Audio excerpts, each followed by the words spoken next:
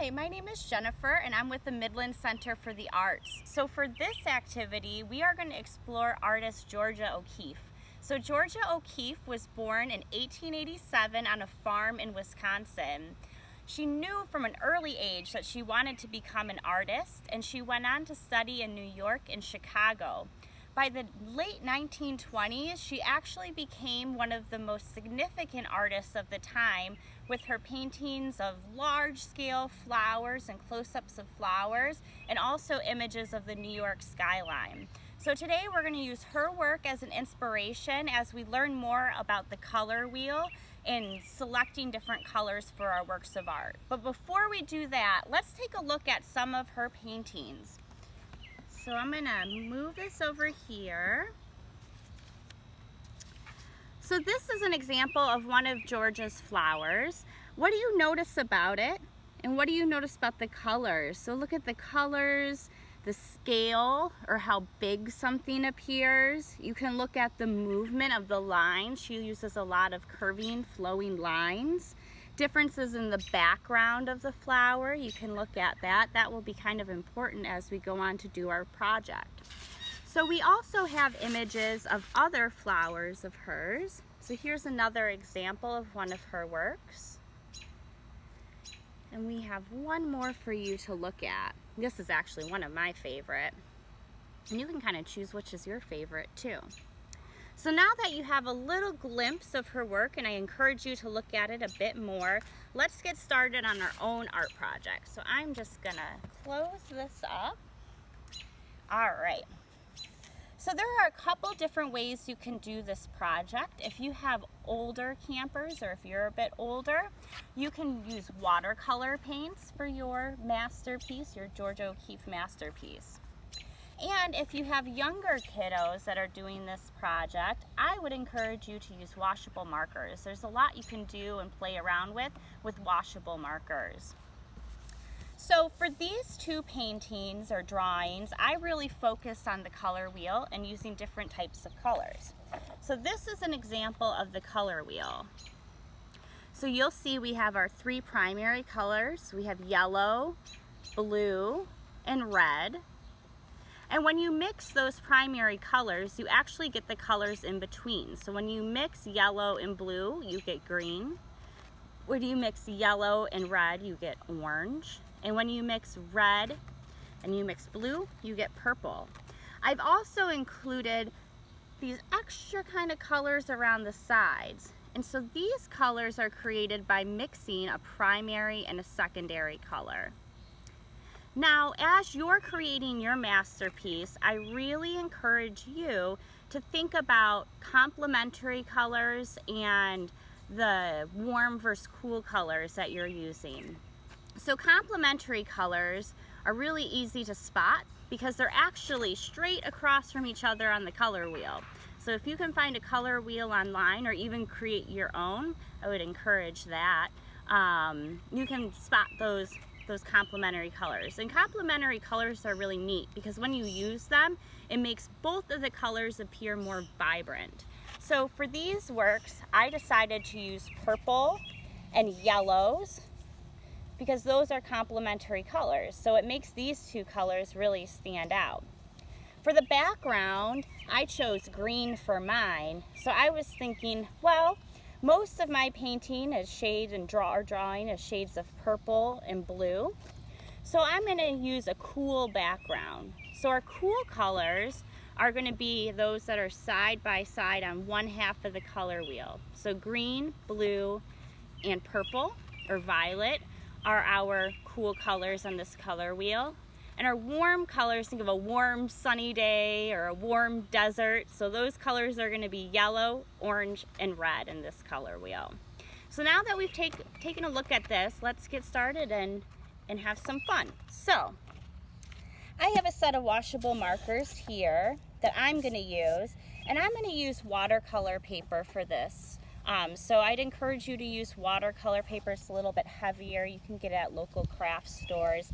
And it's really good for wet media painting. So things like watercolor painting, or in our case, we're using these washable markers and adding some water to them. So this will be able to absorb the moisture, but also allow our colors to blend within the paper.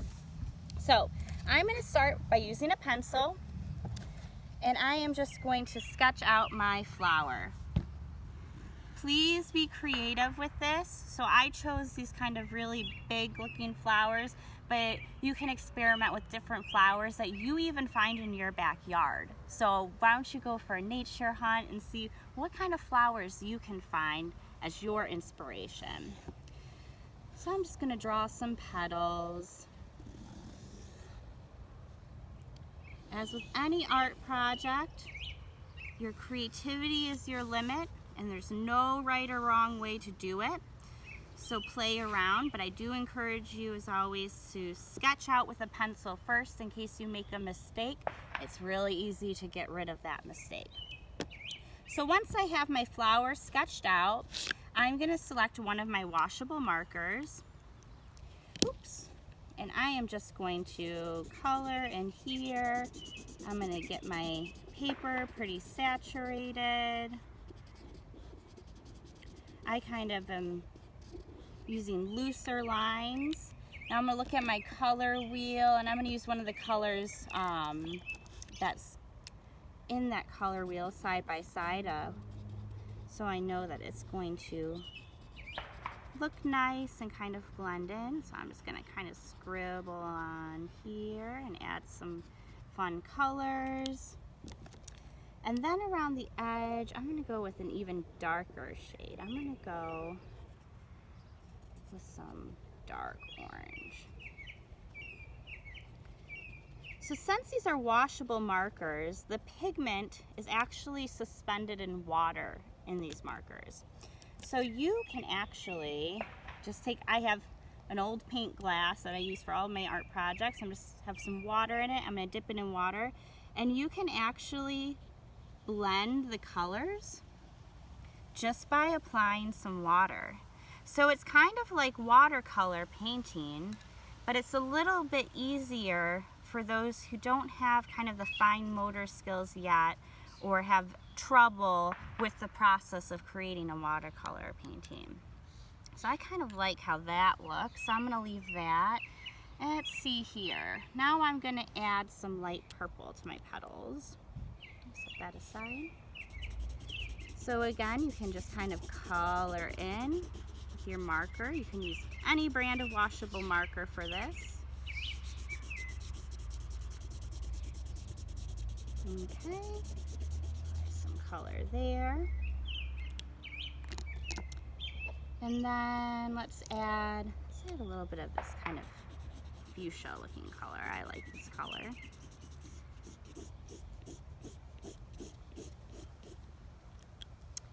And I'm going to add a little bit of purple or violet around the outside of my flower. And maybe a little in here.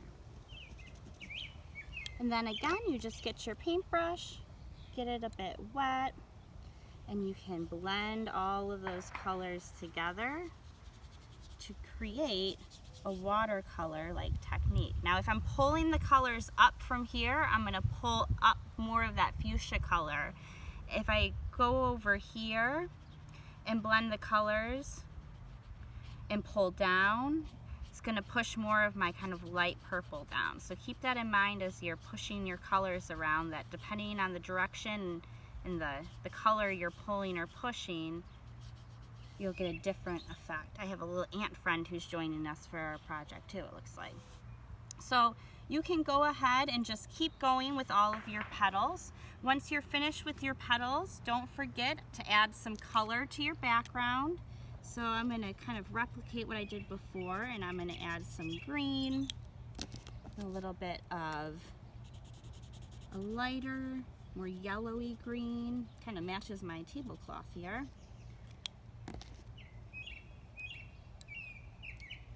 Blend those together.